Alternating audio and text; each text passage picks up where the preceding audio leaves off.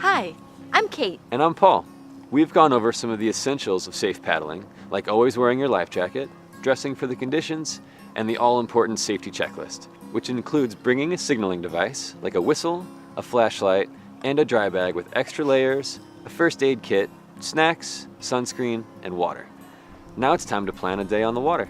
We all want to get out there and start having fun, but a little bit of trip planning can really help you avoid mishaps and make your day much safer and more enjoyable. It's never a good idea to paddle alone, so invite a friend or two, or consider joining a trip organized by your local paddling club or shop. Next, think about how far you want to go. If you paddle the whole time and don't take a lot of breaks, most beginner kayakers can cover about 5 miles in half a day. A 1-hour paddle would probably cover just a mile or two. Of course, that's assuming favorable conditions and protected water, like a lake or harbor.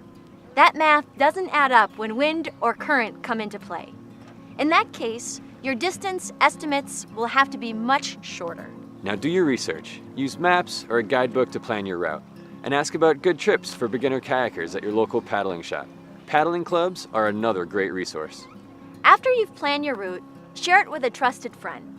Give them the 4 W's: who, where, when, and what to do if you don't return or check in as planned.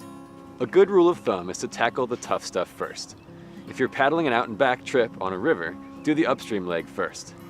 That way you can paddle the more difficult direction when you're fresh and full of energy. If you're in a coastal area, be sure to check the marine forecast. It can be quite different than the inland weather report.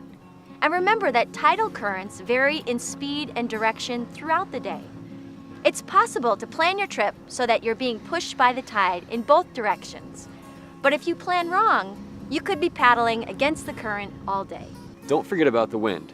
Conditions are often calmest in the morning, but as the land heats up from the sun, the wind usually increases. What starts as a windless day can often change by noon.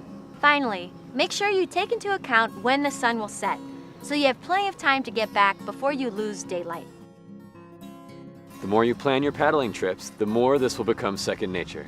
So get out there and practice. And remember, be smart, be safe, have fun.